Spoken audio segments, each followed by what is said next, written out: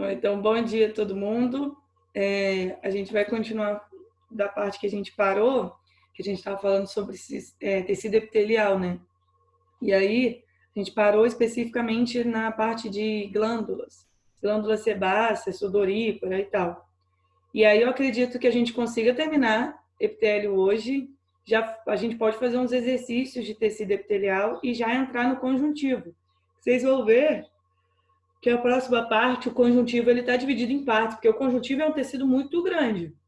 Se você for parar para pensar, dentro do conjuntivo a gente tem ósseo, sanguíneo, cartilaginoso, adiposo, conjuntivo denso, frouxo. Então, tem muita coisa para falar. Então, por isso que até no livro de vocês é dividido também.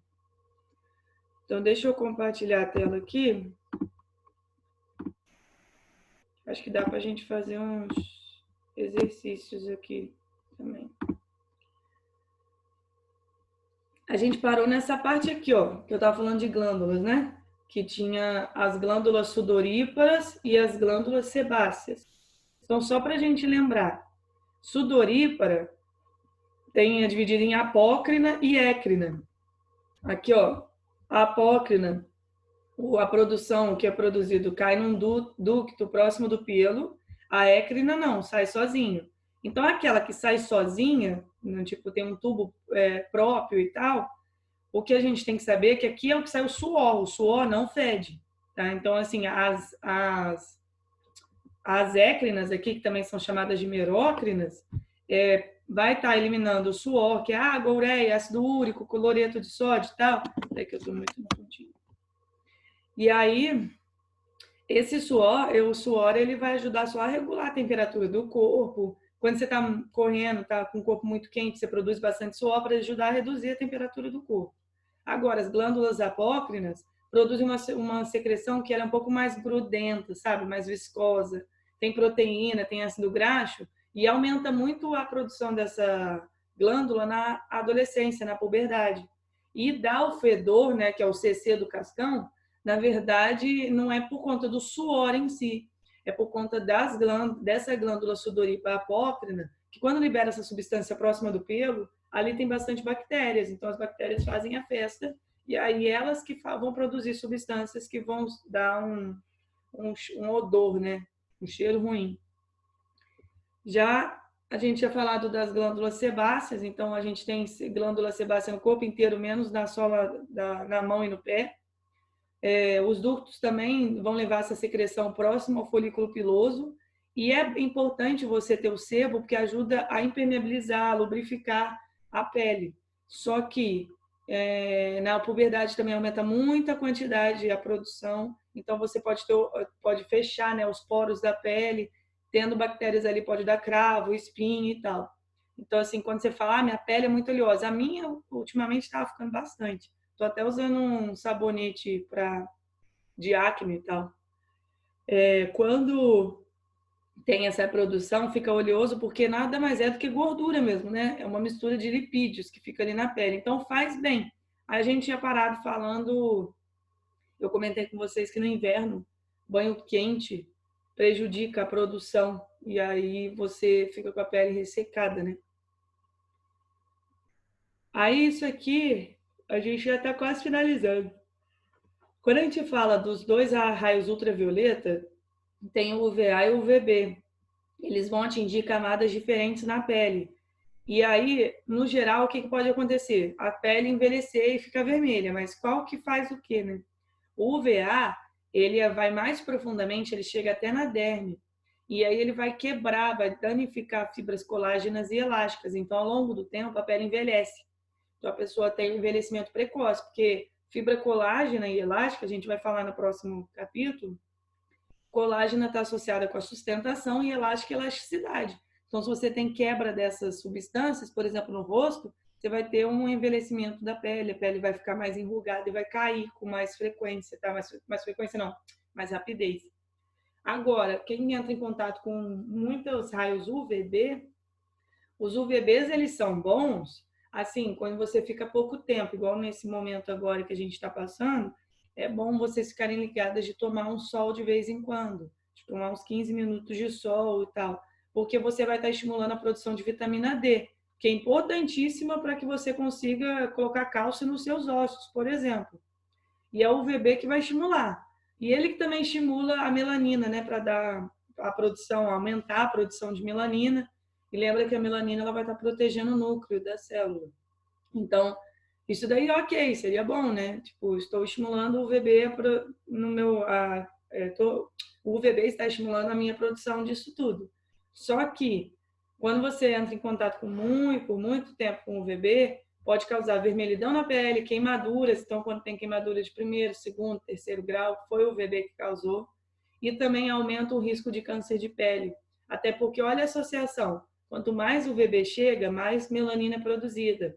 E lembra que a melanina é uma substância que é produzida justamente para proteger o núcleo da célula de evitar que ocorram mutações no DNA, né? Então, por isso que o UVB pode estimular, elevar o risco de câncer de pele, que apesar dele estimular a produção de melanina, às vezes não é suficiente, né? Se você está em contato direto. Então, na real, é bom você tomar sol, tipo de 10 a 15 minutos, sem protetor solar e depois passar. Porque aí, pelo menos, você vai estar estimulando a produção de vitamina D e depois você está protegido.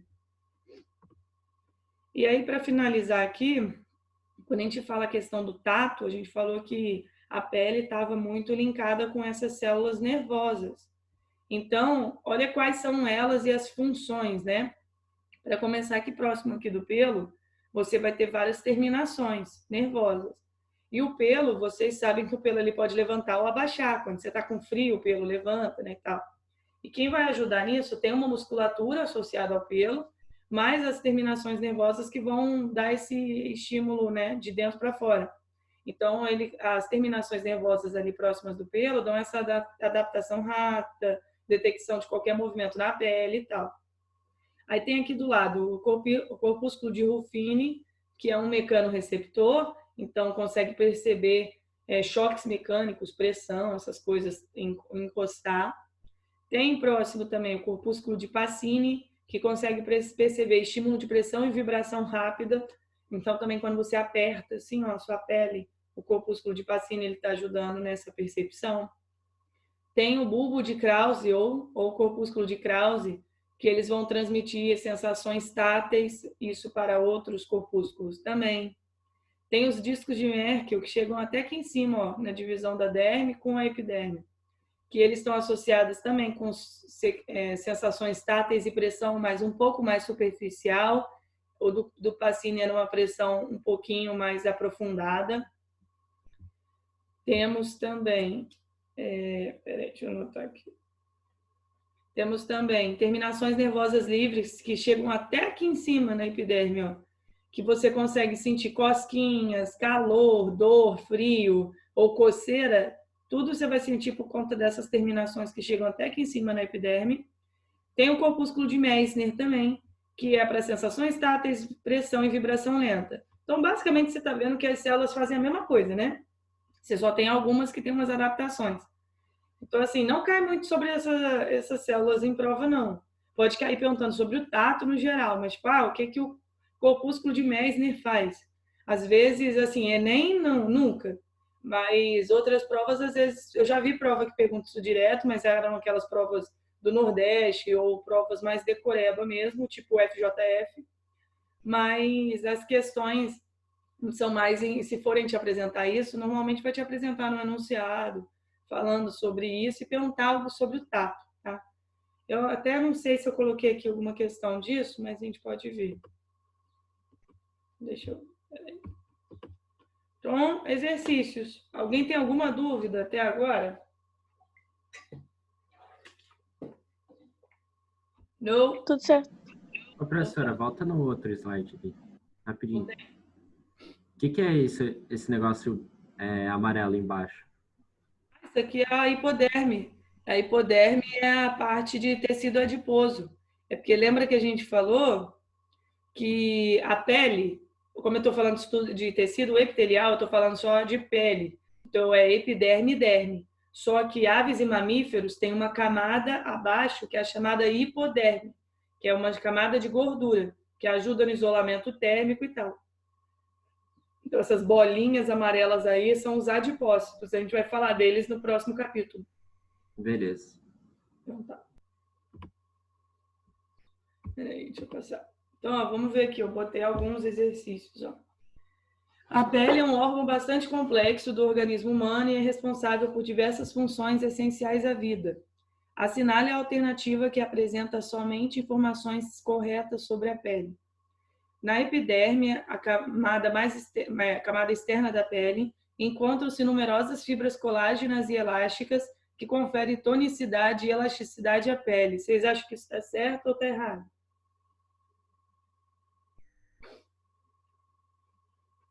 Na epiderme, a gente encontra fibra colágena e elástica?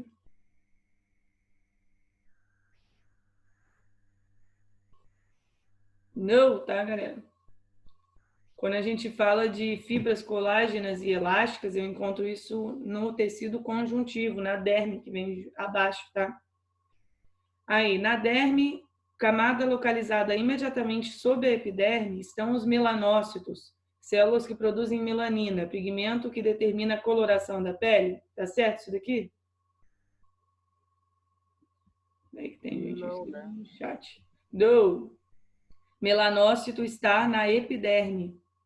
A epiderme e a derme são formadas por células que estão em constante processo de renovação e podem apresentar formas achatadas, cúbicas ou cilíndricas, organizando-se de maneira justaposta em uma ou mais camadas.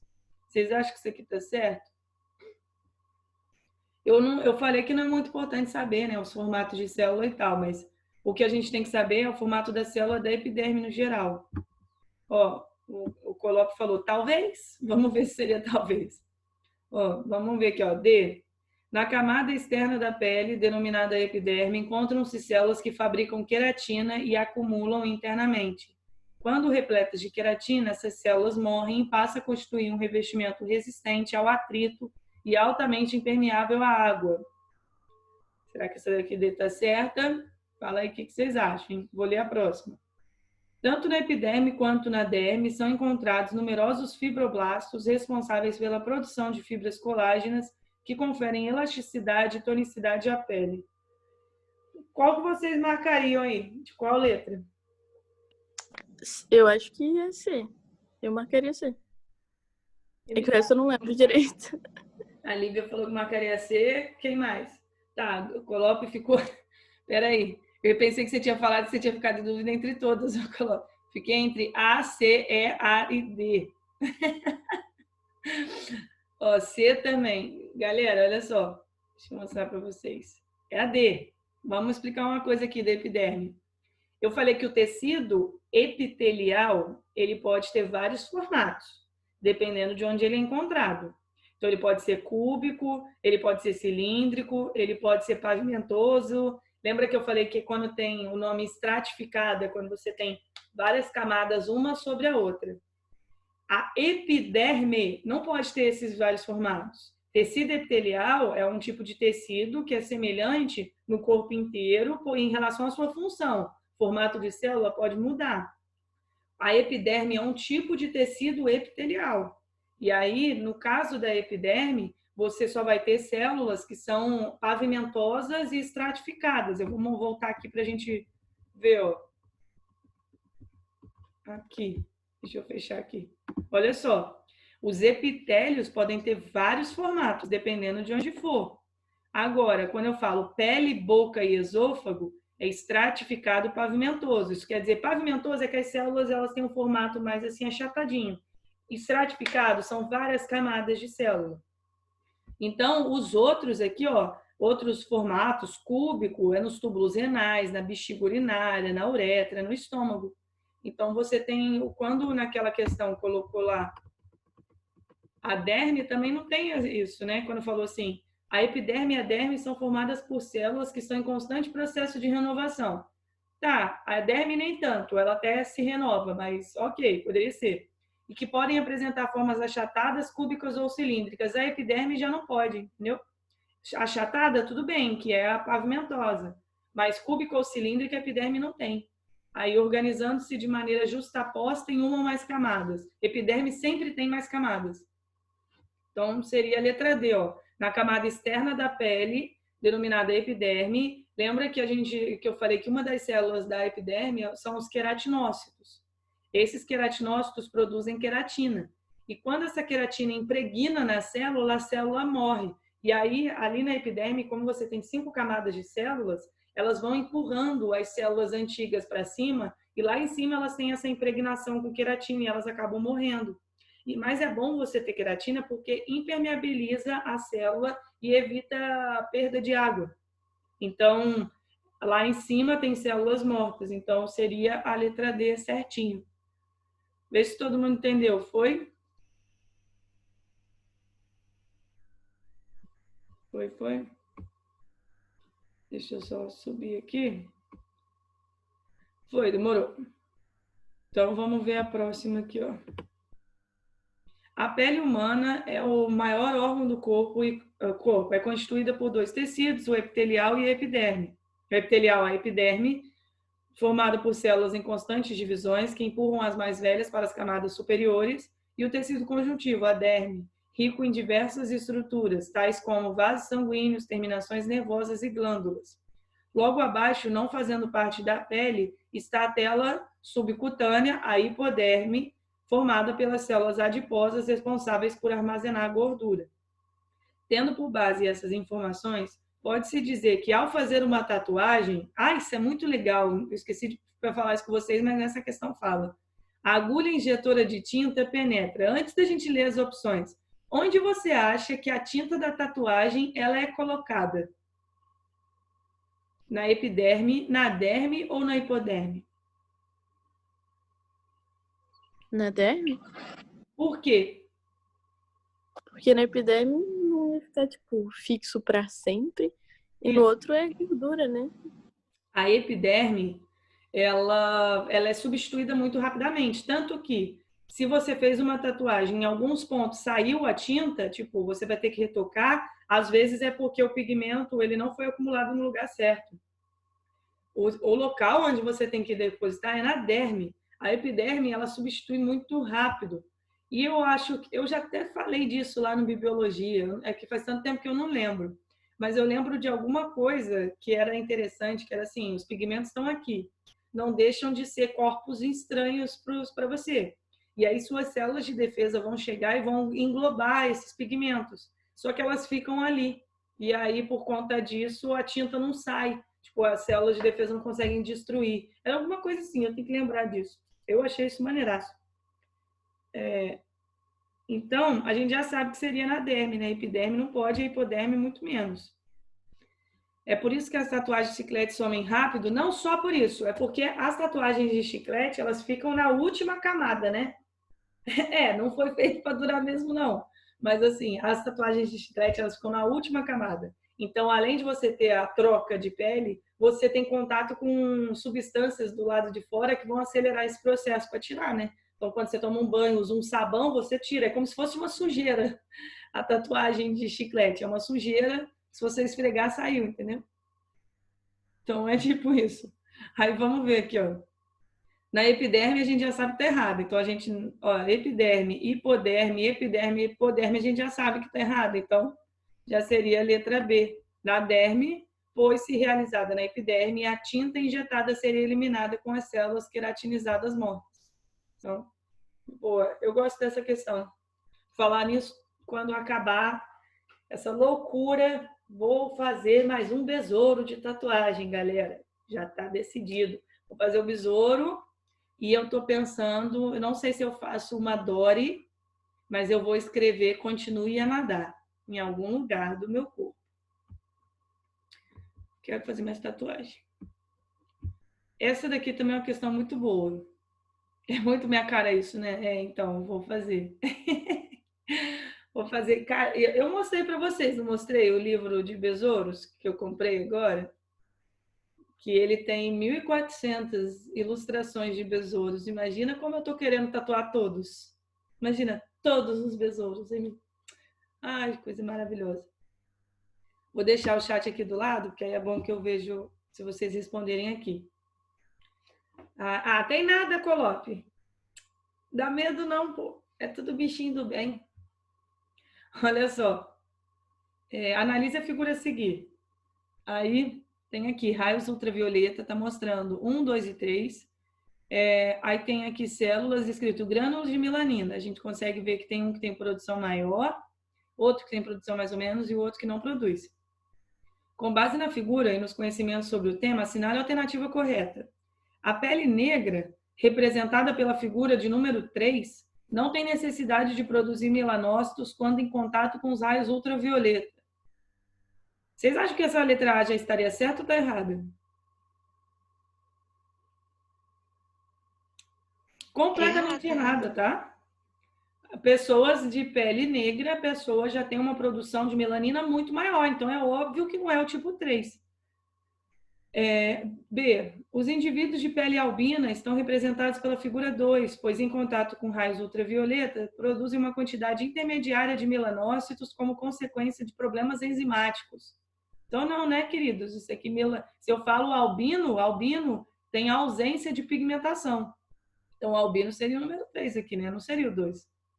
Os indivíduos de pele clara estão representados na figura 1, o que justifica o fato de a pele dessas pessoas, quando em contato com os raios ultravioleta, ficar vermelha. Vocês acham que quem tem pele clara é o número 1?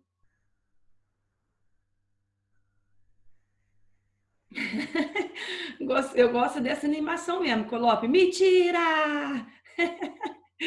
Muito bom. D. As células epiteliais da epiderme contêm quantidade variável do pigmento melanina, colocado como um capuz sobre o lado do núcleo celular que está voltado para o exterior, de onde vêm os raios ultravioleta. Poderia ser, né? Aí, tumores malignos originados das células epiteliais de revestimento podem ser causados pela falta de exposição ao sol, por favor, né? Pela falta não, né? Então, aqui, gente, seria a certa letra D. Se eu fosse falar a cor da pele de acordo com esses aqui, seria o albino, uma pele mais clara, né, mais branca, e aqui seria uma pele negra. É pela excessiva exposição, tá? Então, o tumor, você pode ter câncer de pele se você tiver muita exposição com os raios ultravioleta. Então, né, daqui a 10 minutos acaba. Então, já sabe, no mesmo link, no mesmo bate-canal, no mesmo bate-horário, a gente vai estar aqui. Ó, deixa eu fechar aqui, senão eu não vou conseguir ler. A leucodermia gutata, doença conhecida popularmente como sarda branca, é caracterizada por manchas claras com o tamanho que variam de 1 a 5 milímetros e que surgem nas pernas e nos braços. As lesões são decorrentes do dano provocado pelo sol ao longo da vida. Olha, rapaz, será que eu tenho isso daí? Agora que eu pensei. Eu tenho umas pontinhas brancas, mas pode ser fungo também, vocês sabem, né? Que existe micose de pele que a maioria das pessoas tem. E eu tô aqui me explanando, imagina, esse vídeo vai para o YouTube, a galera vai falar, nossa, ela é toda fungada. Mas na real, gente, depois vocês olham, é normal você ter umas manchinhas brancas, mas aí pode ser isso daqui, ó. Olha, agora que eu tô pensando, será que é isso aqui? Vamos continuar. A criocirurgia com nitrogênio líquido é uma técnica recente e mostrou bons resultados no tratamento das sardas brancas. O procedimento é realizado no consultório, sem necessidade de anestesia, pois a dor é discreta e cessa rapidamente. O médico aplica um fino jato de spray de nitrogênio líquido que atinge apenas a mancha por tempo muito curto. A área tratada sofre um congelamento imediato, que provoca uma destruição controlada da pele afetada.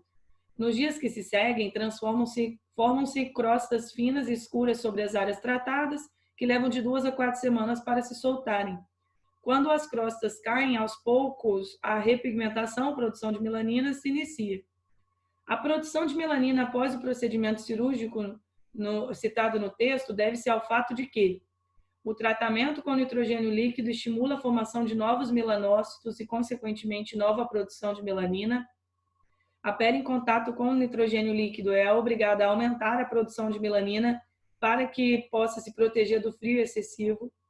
O tratamento com nitrogênio líquido estimula a sua formação, sendo essa célula responsável por produzir melanócitos.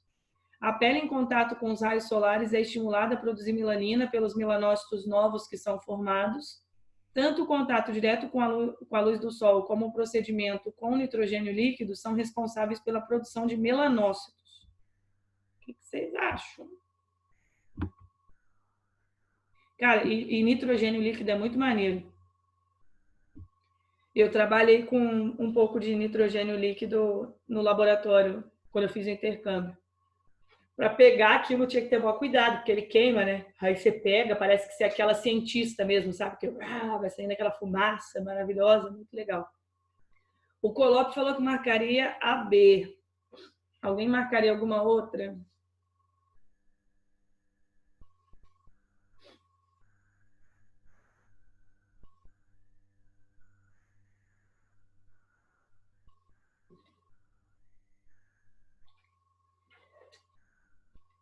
Tô vendo, cri-cri. Acho que o povo deve estar lendo, né? Ó, vou mostrar aqui, hein? A certa seria a D. Olha só. Essa questão aqui, olha de novo como que era aqui. Tá falando que surgem manchas brancas na pele, tá? Você faz o tratamento, a área que você tá diretamente na mancha descasca e aí depois não surge a mancha. Por quê? Quando a gente falou aqui, o tratamento com nitrogênio líquido estimula a formação de novos melanócitos, não, o nitrogênio líquido não vai estimular a sua célula a produzir mais melanócitos, não vai estimular a célula a fazer mitose, tá? Não. A pele em contato com nitrogênio líquido é obrigada a aumentar a produção de melanina para que se possa proteger do frio excessivo? Também não. A ideia aqui é que o contato com nitrogênio líquido vai retirar aquela mancha e depois a parte que foi retirada ela vai ser substituída por uma nova porque vai ter mais produção de melanina. Quando tem o C, o tratamento com nitrogênio líquido estimula a sua formação. Formação de quê mesmo? Da melanina, tá? Sendo essa célula responsável por produzir melanócitos? Não, né? Melanina, para começar, que não é célula, e a melanina é tipo um pigmento, então não tem nada a ver. D. A pele em contato com os raios solares é estimulada a produzir melanina pelos melanócitos novos que são formados. Aí, olha só. O que é essa questão? Essa questão me deu uma informação completamente aleatória sobre nitrogênio e está perguntando sobre a produção de melanina do sol. Não tá, a alternativa correta não está nem falando do nitrogênio. Vocês perceberam? A pele em contato com os raios solares. Depois, se a gente for considerar, pode ser tipo depois do procedimento, né? Ali tá, agora que eu vi que estava no enunciado. Então, após o procedimento, a pele, quando entrar em contato com os raios solares, é estimulada a produzir melanina pelos melanócitos novos que são formados. Que questãozinha, né? A última questão aqui, a letra E, está dizendo que o procedimento com nitrogênio líquido é responsável pela produção de melanócito. Não. Nossa, me deu vontade de espirrar água. Vem espirro. Meu Deus, ó. Não vem. Energúmena. É uma palavra, um vocabulário assim, rexuto. Aí, essa daqui foi uma questão do Enem. Para explicar a absorção de nutrientes, bem como a função das microvilosidades das membranas das células que revestem as paredes internas do intestino delgado, um estudante realizou o seguinte experimento. Colocou 200 ml de água em 2 recipientes. No primeiro recipiente, mergulhou por 5 segundos um pedaço de papel liso, como na figura 1. No segundo recipiente, fez o mesmo com um pedaço de papel com dobras, simulando as microvilosidades, conforme a figura 2. Os dados obtidos foram: a quantidade de água absorvida pelo papel liso foi de 8 mililitros, enquanto pelo papel dobrado foi de 12. Com base nos dados obtidos, infere-se que a função das microvilosidades intestinais com relação à absorção de nutrientes pelas células das paredes internas do intestino é de manter o volume de absorção, aumentar a superfície de absorção, diminuir a velocidade da absorção, aumentar o tempo de absorção, manter a seletividade de absorção. O que vocês marcariam aí? Essa questão, sério, foi uma questão dada. Ele botou, o Enem colocou umas informações no título que eu não tiraria. Qual letra que é?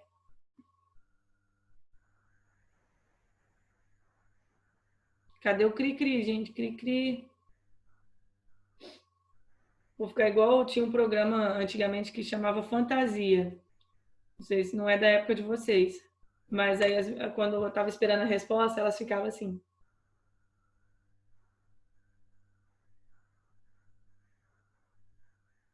Qual que é a função das microvelocidades, galera? Ó, se você tem a superfície reta, e lembra que as microvelocidades eu representava com o meu dedinho.